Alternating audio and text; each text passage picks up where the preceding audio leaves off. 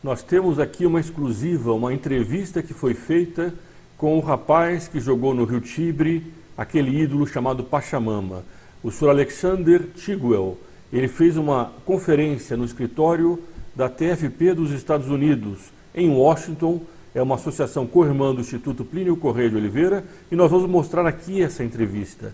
Nesse momento que só se fala em coronavírus, é preciso entender até onde a humanidade chegou, para se compreender também até onde pode vir a justiça de Deus. Os homens não querem falar sobre a justiça de Deus, mas este canal sim, ele quer falar. Meu nome é Frederico Viotti e este é o canal do Instituto Plinio Corrêa de Oliveira. Se você ainda não se inscreveu no canal para ter acesso em primeira mão a essas informações, todos os dias tem sido publicado informações preciosas para que a pessoa possa defender o Brasil e a civilização cristã. Assine aqui embaixo, logo aqui embaixo na descrição do vídeo, há um botão de inscrição e do lado dele um pequeno sino para a pessoa não perder nenhuma dessas publicações.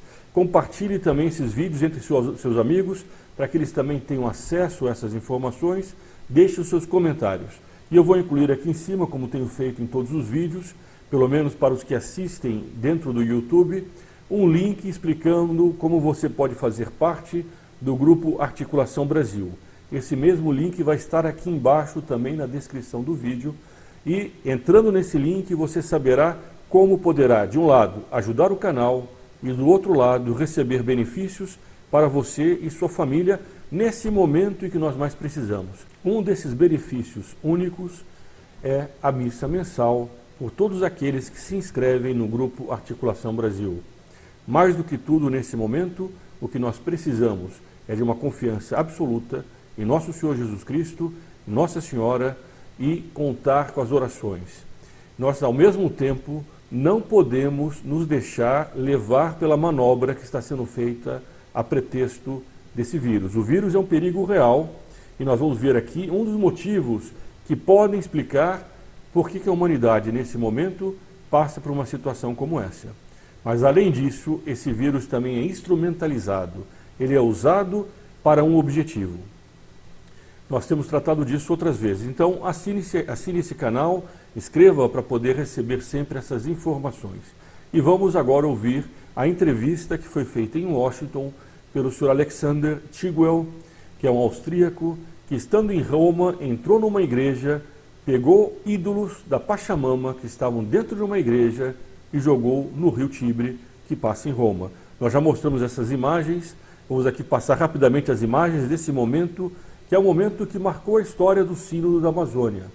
Há certos fatos que marcam a história, e esse foi um deles. Vamos ver primeiro, antes de vermos a entrevista que ele deu em Washington, vamos ver essas imagens recapitulando para rememorar esse fato que foi feito naquela ocasião.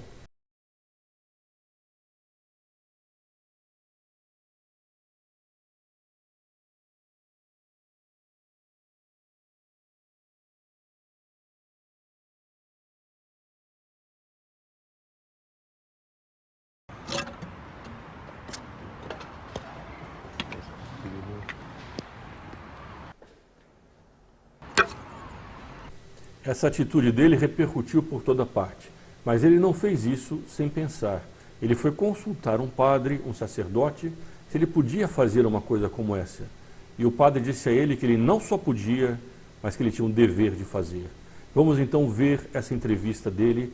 Eu peço que acompanhe até o final. A entrevista é muito interessante. E hoje, quando nós só falamos de coronavírus, é preciso perguntar por que esse vírus chegou. Será que a humanidade não merecia um castigo de Deus? Os homens não querem falar de castigo, como se Deus não amasse os homens suficientemente para castigá-los. Há uma frase na Sagrada Escritura que diz que um bom pai não poupa a vara a seus filhos.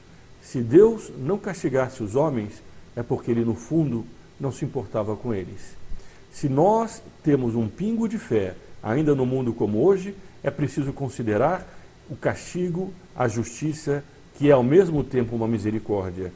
Quantos poucos padres falam sobre isso? Quantos bispos silenciam sobre esse aspecto? Esse canal não faz parte deles. Esse canal não concorda com eles. A nossa posição sempre foi muito clara e nós sempre defendemos aquilo que, inclusive, Nossa Senhora em Fátima deixou muito claro que iria acontecer. Se os homens não se emendassem, Deus castigaria a humanidade.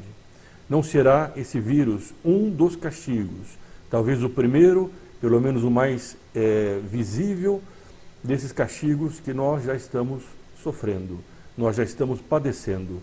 Nós devemos sempre lembrar aquilo que dizia Jó. Aliás, o Dr. Plinio Corrêa de Oliveira sempre repetia essa frase: Deus me deu, Deus me tirou, louvado seja o santo nome de Deus. Jó, que era um homem riquíssimo, perdeu tudo e repetia sempre: Deus me deu, Deus me tirou, louvado seja o santo nome de Deus. Ele depois perdeu a saúde e repetia: Deus me deu, Deus me tirou, louvado seja o santo nome de Deus.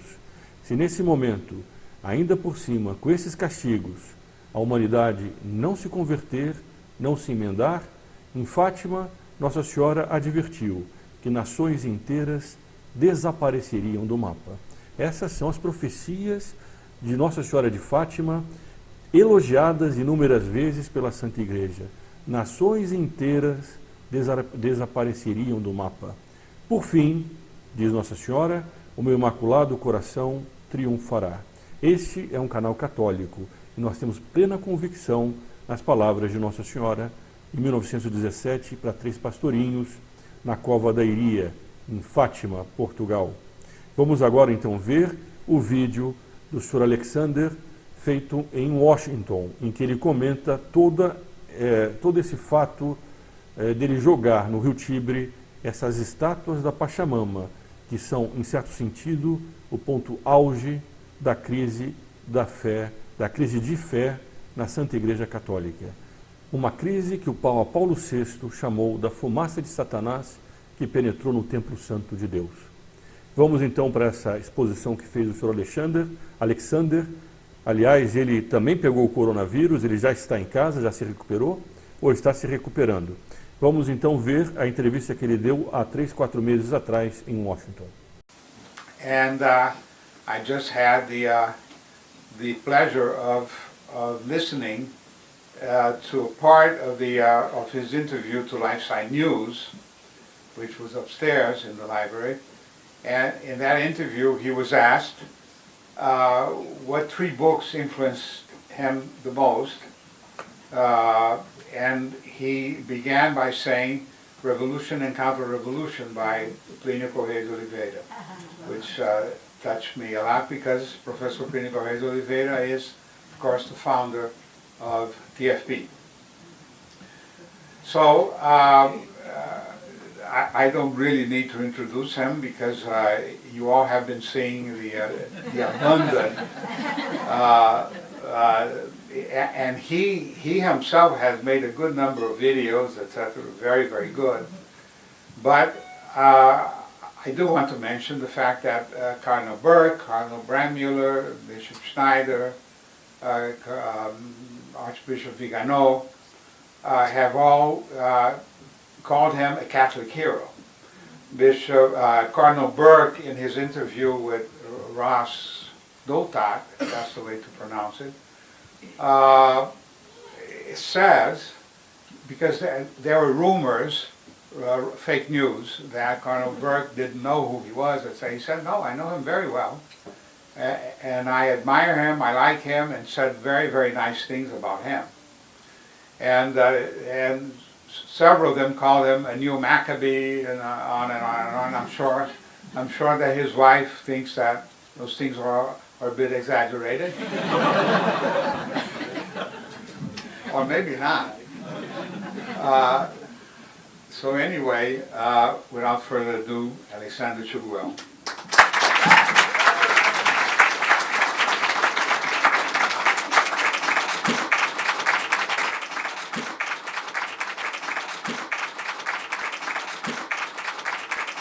And thank you very much for the invitation. It is really a big blessing for me to see that so many people and so many Catholics all around the world really try to understand why I was doing that and try to get me right and try to really see that this is something which was done only for our faith and our church, and especially as a special dedication to Our Lady. I wrote down some words for me so that it's easier to try to put it all in a nutshell and try to get your understanding why I did it and what my views on the Anderson Synod and everything which was happening in Rome are. First of all, let me introduce you a little bit what I was doing before, just for you to know that I was already trying to fight for the Catholic cause in Austria and Germany. I converted when I was 15, and after my conversion, with 16, I had the great honor to meet Mr. Carlos Schaffer of the TFP, whom you know, and he was a Brazilian living in Vienna, and he gave me the book Revolution and Counter-Revolution. I didn't say it right now to say nice things about the host alone. It was really this book which changed my point of view back then, because I was a traditional Austrian, I loved our history and everything, but it was giving me a whole new perspective, and that's the reason I will recommend to you, please read this book if you didn't read it yet. So when I was a little bit older, I tried to start many different actions. I once tried to, if you read that online, I once tried to found a political party with a well-known Catholic politician in Austria, but it was a complete, we really lost it. We didn't get 1%, it was really nonsense. But I had to learn that in Europe right now founding a new party is not very intelligent, especially maybe not in a German-speaking area. In other countries it's possible. And then I left Austria because through this, founding this new party, my father lost his job for 2 years, because it's very European that your whole family suffers if you do something. I think it's here in the United States it's also the same way. And I left Austria and went to Berlin, and in Berlin I met a wonderful woman, it's Baroness Hedwig Beverförder, with whom I found the Demo für alle, which is kind of Manif pour tous of Germany, so a demonstration for the family. And through this demonstration I kind of learned that things are very hard right now for our cause. And when I came back to Austria, I went back to Austria and then back to Germany again and then back to Austria because I met my wonderful now wife, back then not wife. I tried to get active myself and founded together with friends a new March for Life. We already had a small one organized by the so-called Youth for Life in Austria, fantastic people.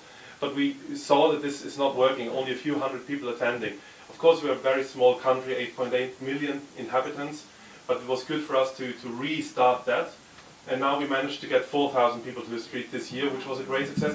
And I ask you all to pray for this, please, because the pro-life movement in Europe is facing very big problems in the future, because people now try to rip the Catholic faith out of the pro-life movement. And in Europe, every good pro-life group is Catholic. It is a truth. So if you look at the groups, the better they are, the more Catholic they are normally. So please pray for this. Yes, through my experience in Germany, we thought it's good to fight for the marriage and against the so-called homosexual marriage. And we organized bus tours with Citizen Go together and went through Germany and tried to speak about the marriage. People were throwing stones at us. They were setting houses on fire. The house of Hedwig Beverförder was burning. Cars were burned down. Castles were ripped down and burned down for this. You will never find this in the media. It was really terrible. So I experienced that things are very difficult on that level, on the level of marriage and so on. We all know that as soon as bad things happen, it always starts with destroying the marriage. It's a very well-known fact among the Catholics. Yes, about the video, I think you all saw my explanation video, or at least most of you did. I try to keep it short now. We did it out of one reason. It was only one reason. Because when we went into Santa Maria in Traspontina, because I was there in Rome because of your conference actually, and I also saw fantastic Mr. James Bascom speaking there, it was really wonderful. I took the time to visit this church together with my wife once, and another time together with a friend who is able to speak Portuguese. And we talked to the volunteers there and watched it very closely. So I didn't do something out of an emotion, I really watched it first. And there were a few things which disturbed me so much. First of all, that they told me in my face, no, these people do not need baptism, which is especially pushed by an Austrian bishop, unfortunately, Bishop Erwin Kreutler, which you might all know by now. who lives in your country rather than Brazil, and destroys good lives there. But I will talk about him later. And no, really, he's terrible. He said in his own autobiography, "I never baptized anyone, and I even celebrated no mass for years because people would not understand it." Yeah, as people back then, most of them didn't understand Jesus dying on the cross too.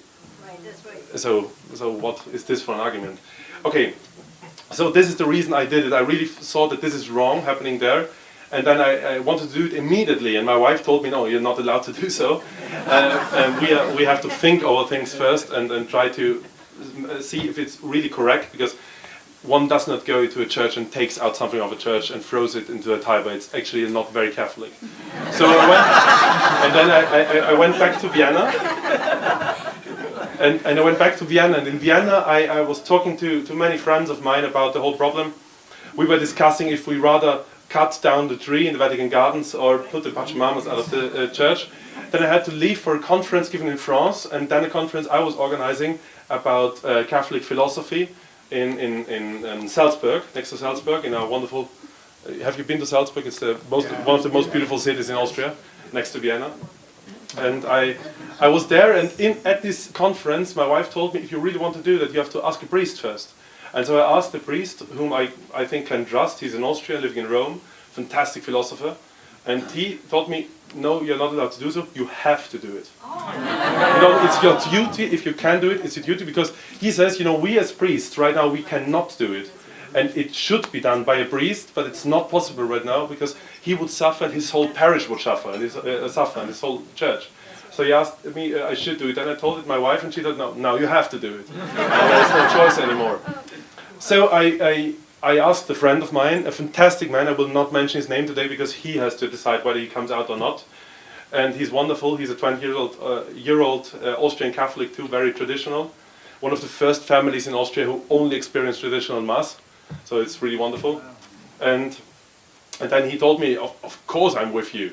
And we went to the airport, booked our tickets there, went to Rome, slept over it, prayed many rosaries all the time, went to the church and thought, let's do it. And the church was closed. They told us it's 6:30, they opened, but they were not open. We were there at 6:25 and it did not open. So I was very nervous running around to St. Peter's. And then I was talking with him and said, maybe let's pray another rosary. And when the last Hail Mary was spoken, I already told you that in the videos, but it was really when the last Hail Mary was spoken, the church door opened. And I was not nervous at all anymore. We just went inside, took those very ugly statues out and tossed them into the river. Actually, it was not a big thing for us back then.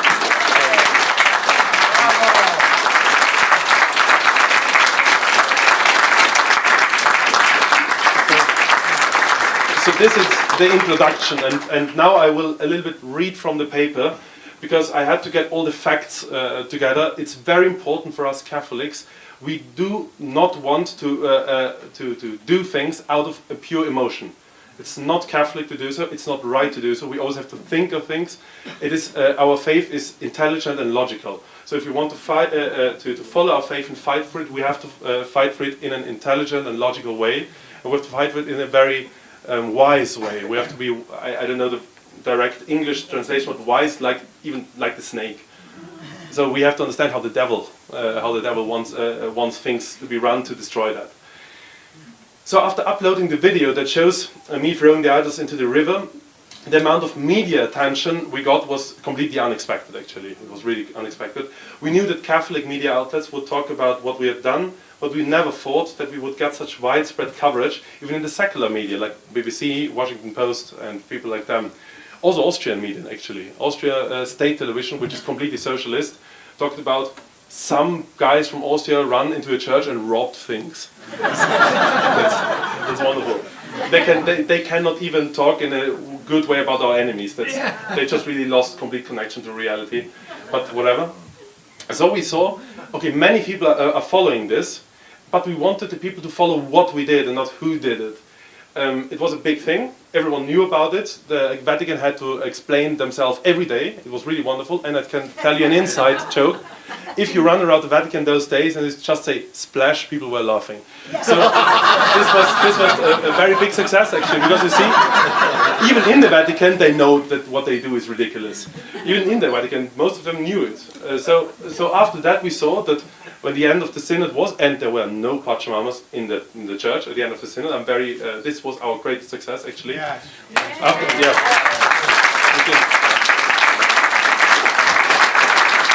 We have to thank Our Lady for this especially. It was Our Lady, because she cannot accept people telling us that this statue should depict her.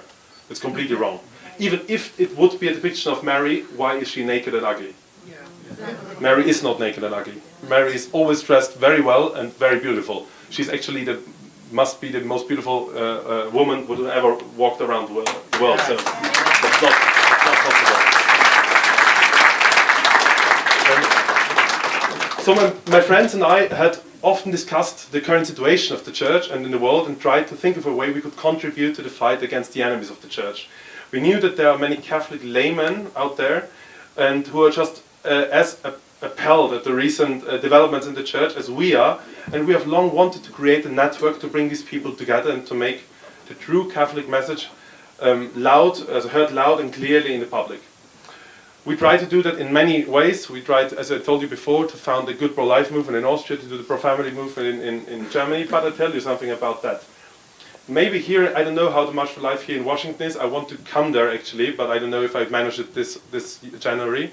But in Europe, it's not possible to pray publicly on a stage if you do a pro-life cause, because then people say, you're using your faith to destroy the pro-life movement.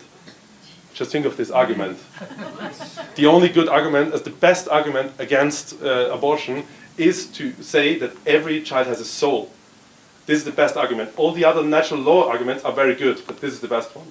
If you see that everyone has a soul, you could never kill an innocent person. It's not possible. So if people want to strip that down from the pro-life movement, it's terrible. So we saw that, and I was really relieved that now after the Pachamama thing, I could talk publicly about the faith. This is wonderful, and I ask you all to follow me on that and talk about in public about your faith. It's very important. People do not hear that anymore. It's very important. So in my opinion, the confusion that we are witnessing right now, today, is not primarily due to people being unable to understand the truth. Rather, they are simply not being told the truth. That's the reason I told you to speak about it. I believe that what the world needs today is Catholics who are willing to stand up and speak the truth publicly. The surprising reaction to the Pachamama videos has provided us with a possibility to reach millions of Catholics and others around the world. We want to use this God-given opportunity to make the Catholic message heard all over the world. So we founded the St. Boniface Institute. The St. Boniface Institute idea was to collect all those people who want to support us. Because if they would support me personally, that's not it. You fight for the cause. You don't fight for persons. You fight for 3 persons and one God with 3 persons. But that's another fact. Yeah. So we believe that the truth will set us free. And Saint Augustine famously said, "The truth is like a lion. You don't need to defend it. Just set it free, and it will defend itself." That's our motto. We want to be an audible voice for the Catholic viewpoint in today's world. And I want to tell you a little bit what we want to achieve via this St. Boniface Institute. First of all, we will be publish videos regularly on your YouTube channel and various church-related topics. So everything which goes on right now, and especially the connection to politics, I will point it out later. As soon as we have managed to establish a research group, we will start publishing articles and in-depth analysis of what's happening right now. What are our immediate plans? We want to start with a series of articles analyzing certain aspects of the political agenda behind the Amazon Synod. When I went to Rome at the beginning of the Synod and visited Santa Maria in Traspontina, for the first time, volunteers there told me that the main goal of the Synod was political rather than religious. Even our Cardinal, Cardinal Schönborn in Vienna, said less than a week ago, this Synod is about politics and about economy and green ideas, and not about the Church. This prompted my friends and me to look more closely at the political agenda that was behind the Synod. So we found out that ever since the Second World War, we have seen a development that was slow at first, but gained momentum over time. In Europe and all over the world, international organizations were set up that increasingly encroached upon areas of policy and agendas previously reserved for the governments of sovereign nations. The best example, for example, is in Europe, the European Union. Even though the European Union might have been a nice project at the beginning, but right now it's definitely not nice anymore. It takes away our sovereignty, and I can tell you about Austria. In Austria, 70% of all laws are by the European Union. Right now, we cannot do anything about them. We have to follow them, so it's really terrible.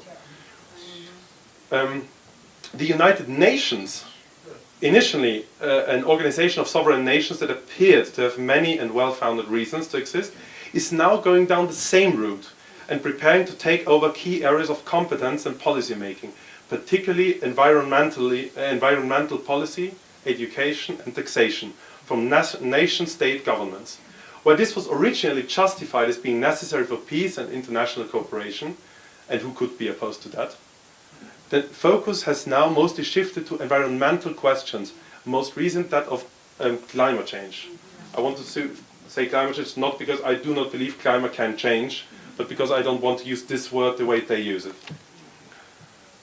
I'm not a scientist, and I'm not here to talk about the scientific details of climate change, but what I can say as an observant layman is that first of all there clearly seems to be an ongoing and lively debate within the scientific community as to whether the effects of human action, especially this CO2 thing, have as much influence on the climate as is claimed by the climate change alarmists. They run around and tell everyone, oh, we will die in the future. Secondly, I've noticed that those who appear most panicky about climate change are not usually scientists, but mostly leftist politicians, such as failed presidential candidate Al Gore, communist NGOs like Greenpeace, and skillfully radicalized young teenagers from Scandinavia. So they tell us what we have to think, and right now there was published, a survey where they say 90,000 scientists say climate change is real, and then we watched that very closely. And a friend who is a meteorologist, and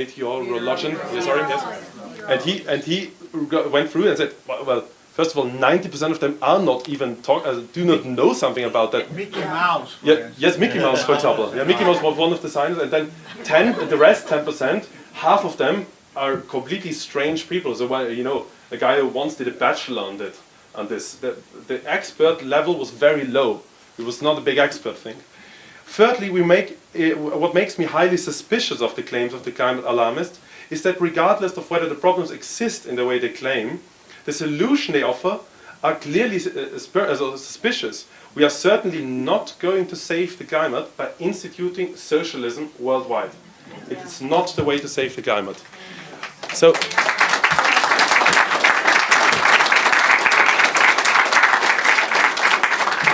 for around 30 years, the UN Intergovernmental Panel on Climate Change, short IPCC, whom you all know, has been holding international climate summits to discuss these issues. Most notably in Rio de Janeiro in 1992, in Copenhagen in 2009, then Rio in 2012 again, and Paris in 2015, where the infamous Paris Climate Agreement was signed, which your president, in an act of true statesmanship, where we very wisely decided to take your country out. It's wonderful. It might be one of the greatest things he did to your country. Maybe you all don't see it that way, but believe me, from a European perspective, this was really fantastic. He gave an example. As far as I know, the draft of the treaty meant to be signed at the Copenhagen summit in 2009 was the first semi-official UN document that openly mentioned the need for a global government. It was in the draft, the title of the draft was Why We Need a Global Government.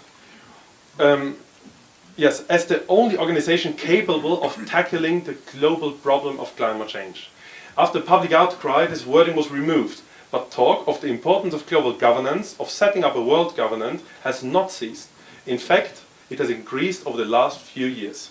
News exploded all over the world about how the Brazilian rainforest was supposedly burning down.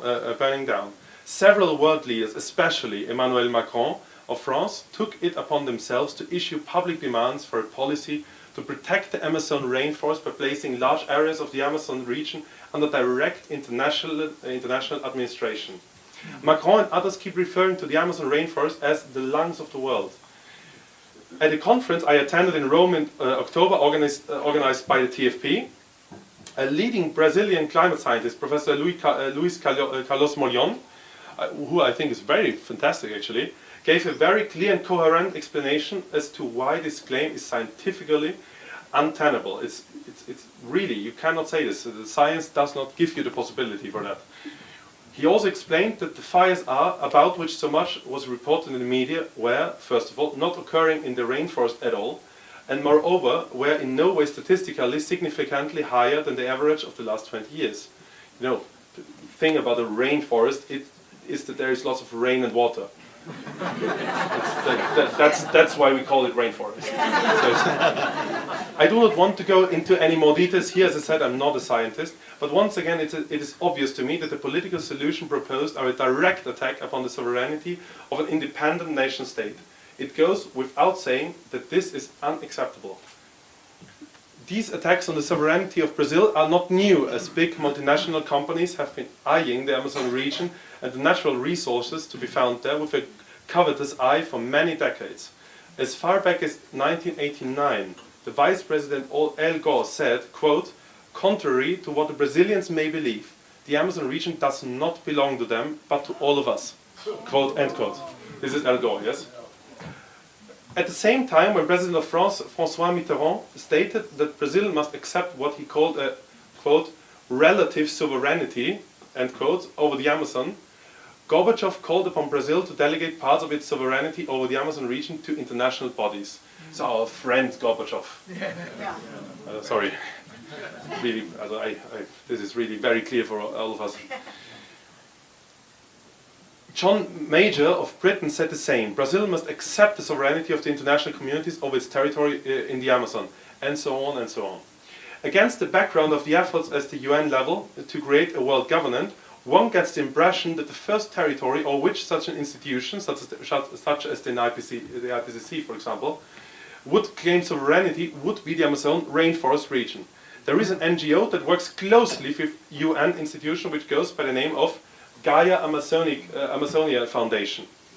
And now something very bad, because I think lots of Catholics here in America like Dietrich von Hildebrand very much. His grandson is leading that. His grandson is Martin von Hildebrand, and he's radical far left. He's really far left. As if you listen to his thing, he really betrays his grandfather. We can say this publicly. The strategy proposed by von Hildebrand, as the young one, please. I only talk about the young one.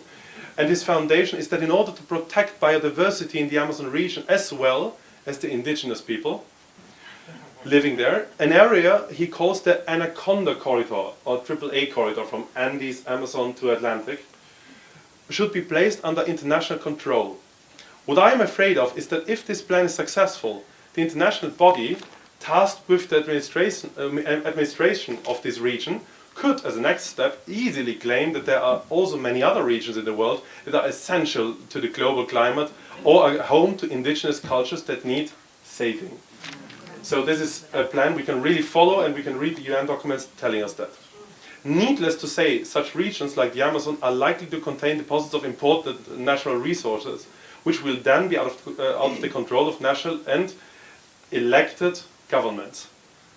As reported by Edward Pantin, you know him, the British journalist, a fantastic man, Bishop Marcelo Sanchez Rondo, Chancellor of the Pontifical Academy of Science, received von Hildebrand at the Vatican before the Synod to discuss the plans for the Anaconda Corridor. Pantin also reports that as a result of this, the Brazilian government was very worried that the Synod might make a statement endorsing these plans and give them the blessing of the Church. So you see, the Church should follow the UN and give its blessing to what the UN says. I will now give you, in a few seconds, a very ugly quote on that. Sorry for this. These worries were so pronounced that the Synod's Relator General, liberation theologian Cardinal Claudio Hummes, saw himself obliged to meet with Brazilian officials and to give a personal assurance to the Bolsonaro government that the Synod would not issue any statement about the question of sovereignty. This did not, however, prevent him from massively attacking the current Brazilian government at the beginning of the synod in his opening statement. He really attacked them. He swore at them, really. It was terrible. Since the beginning of this pontificate, we have seen increasing support from the Vatican for the globalist agenda. This has, for the time being, at last culminated in the following statement of our Holy Father during a meeting with journalists on the plane taking him to Africa, which I will read out in its entirety. And they say you something, this is one of the most terrible statements I've ever heard from any clergyman. Quote, "When we acknowledge international organizations who recognize their capacity to give judgment on a global scale, for example the International Tribunal in The Hague or the United Nations, if we consider ourselves members of humanity, it is our duty to obey them when they make statements. We must obey international institutions. That is why the United Nations were created." End quote. From our Holy Father, you know. Without, I don't give any judgment on this right now, because you all know what I will think about that. What we see here is an agenda that is clearly aimed at integrating the Church into a new UN-led international order. It's really clear. The political aspects of this development are disquieting enough, but the religious aspects are even more worrying. For many decades, international institutions, especially the UN, have been promoting so-called inter-religious dialogues in different ways. For instance, the UN officially cooperates with an NGO named Parliament of Religions, where members of different faiths, including the Catholic Church, come together to find ways for religious leaders to collaborate in the fight against poverty, war, and of course, you guessed it, climate change. Yeah. In 2014, the Jerusalem Post and other media outlets reported that Shimon Peres had met with Pope Francis at the Vatican to suggest to him that he, Pope Francis, should become the leader of a new project Paris referred to as the UN of Religions. Just as all sovereign members, nations, meet on an equal footing in the UN, this new UN of Religions would be an official meeting place where all religious should meet and be given equal importance and equally strong voices. Although the Pope seemed to reject this proposal initially, he has recently given his support to a very similar project called the G20 Interfaith Forum. What we see here is a tendency toward the creation of a kind of syncretistic world religion. This becomes increasingly clear if we consider the content of the Abu Dhabi Declaration. As in the political sphere, the subject of climate change and environmental protection is increasingly promoted as one of the most important common denominators that should bring together the various religions.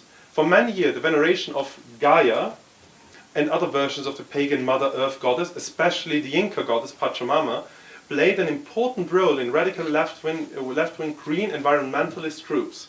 Ceremonies to honor Gaia Pachamama were held, for instance, and now we see it was not the Vatican Garden first, during the Rio Climate Conference in 2012, as well as at other UN climate conferences. Mother Earth is a term that is now being officially used in UN documents. I found it 3 times in big documents, in declarations, and about 20 times in smaller documents. So it is really a thing, yes? Was not invented by our Holy Father, which is very important for his soul. According to this new environmentalist ideology, the defense of Mother Earth is becoming the central point at which all religions, as well the UN and its organizations, must meet.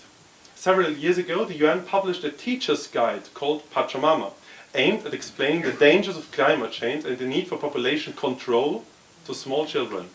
So, of course, there is abortion too involved, as always. The bad people come never without abortion. It's a kind of signal for us where we can know everything is wrong. As soon as someone starts promoting abortion, everything is wrong about him. It's very important for us. Recently, even a cartoon aimed at small children has been released on Netflix called Pachamama, which is sponsored by a UN organization. It's very interesting to see that. The song that accompanies the introduction of each episode is a prayer to the goddess Pachamama, in which Mother Earth is asked to forgive man. You know, we are the reason for every bad thing on Earth. We all, as humanity, not our sins and not the different things we decide and do in our life. No, the humanity itself is bad. That's what we learn nowadays. You know, the worst animal on Earth is the human. They always say. It's very nice for me because I think, okay, then it's not about me because I'm no animal. But it's of course very disturbing. Radical communist liberation theologian Bishop Kreutler, unfortunately an Austrian, has admitted that there are left-wing tendency within the Church to integrate Pachamama into Catholic liturgy. Perhaps the rituals performed in the Vatican Gardens were a step in that direction. As faithful Catholics, we stand at an historic crossroad. After enduring half a century of watering down and banalizing of our Catholic faith and traditions, we are now about to lose our Catholic identity altogether. We are about to be sucked into a weird, globalist, neo-pagan pseudo-religion that no longer worships God, that prioritizes the creation over the Creator. This might, at first glance, appear far-fetched and an absurd conspiracy theory. Actually, I used to think that myself. However, anyone who has studied the developments at the UN and in the Vatican closely over the last few years will come to the same conclusions as I have set out here. Many of today's leading Catholic thinkers have already done so, and you will recognize this. 20 years ago, 30 years ago, we did not have this bandbreadth of many fantastic people speaking about the faith and also the public, the connection to politics. As I mentioned at the beginning of my speech, throwing the Pachamama statues into the river was a spontaneous action. However, the enormous attention and the controversy that this has generated has shown me that vast numbers of Catholics all over the world understand very well indeed that these cheap and flimsy wooden statues represented something far more important than just a few pseudo-indigenous symbols from South America. It was a sign that many of us are not prepared to accept the destruction of our church and our faith. Our God is Jesus Christ, not Pachamama. Amen.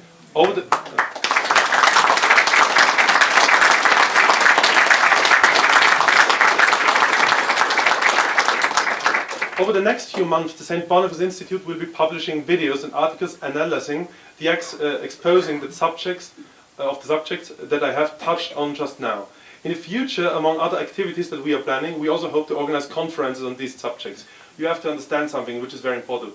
In Europe, in whole Europe, it is really difficult to do a conference about this because in the past we were so connected to the Catholic Church, also in an institutional way, that it was not able to organize this if not your bishop allows you to do so. And now I tell you something about. Actually, that would be good. If the Catholic Church would teach the faith, it would be fantastic that the bishop is the one who decides whether you do something in the name of the Catholic Church or not. So I want to always point out this, what we live right now, is an exception because we are in a fight. And as you know, other rules apply to a fight than do to normal standard life. Like in the normal way, if there's a war, you have other laws than if you have peace. And that's very normal. But these laws should still be under the sovereignty and the tradition and the hierarchy of the Catholic Church. We do not fight against the hierarchy, we fight for the hierarchy. That's very important. I will, maybe if there will be some questions about that, I'd like to point it out a little bit more. Thank you very much for this opportunity to talk to you about what motivated me to remove those idols from Santa Maria in Traspontina and about the Institute. If you would like to know more about us and our activities, we have a newsletter. Just go to bonifaceinstitute.com with boniface-institute.com. I will ask the TFP to maybe share the link afterwards, so it's easier. On May 13, 2020, now comes the invitation to my beautiful hometown, Vienna. You will all love it. We will be organizing our second public rosary procession in Vienna. There will be a traditional pontifical high mass at St. Charles Borromeo's Church in Vienna, followed by a procession through the historical center of Vienna, praying the rosary and, in between the decades, singing traditional Austrian Marian hymns, accompanied by a traditional imperial marching band. You will all love it. It's really beautiful. In the morning of that day, there will be a big Catholic conference we will organize and where some of the subjects I've mentioned here will be discussed. I would like to invite all of you to come to this event. Vienna is enormously beautiful in spring. I want to end with a big thank you to all of you who are praying for us and for me. Without your prayers, this would not have happened. I really say it's very important for you to know. If you as a Catholic sacrifice something, for example, you could have a nice meal, but you sacrifice and instead following fasting and Lent and abstinence, then your sacrifice gives also other people the possibility to live a better life. When Christ died on the cross, we all know he did not take away his sins. He takes only our sins away. So if we follow him doing that, we can help other people in their lives. And it might have been a rosary you prayed that made me throwing them from the river. So I do not want to say that I was the middle. It was the prayer and really the faith who was in the middle, yes? I want to end with asking you, please, to continue these prayers. It's very important, and without those prayers, we are nothing. So thank you very much. I don't know how much... Sem as orações, nós não somos nada. O Sr. Alexander disse muito bem, pode ter sido um rosário, pode ter sido uma centena, milhares de rosários pelo mundo inteiro, de pessoas que estavam escandalizadas e que pediam a Deus uma maneira de simbolicamente dizer não àquilo que estava sendo feito naquele momento. E ele, recebendo essas graças de Deus, foi capaz de tomar essa atitude com coragem e com resolução. Nesse momento nós precisamos muito dessas orações. Orações para vencer um vírus. E acima de tudo, o que é muito pior do que esse vírus, orações para enfrentar uma nova mentalidade, uma nova civilização que pode ser que nasça no pós-vírus. Há muita gente já alertando para aquilo que vem por aí. E nós temos tratado disso nesse canal diversas vezes. Nós precisamos rezar e nós precisamos agir. Então inscreva-se aqui no canal para não perder essas informações, para ser alertado disso que está em andamento e para poder, junto com outros, formar um movimento de opinião pública e fazer frente a isso.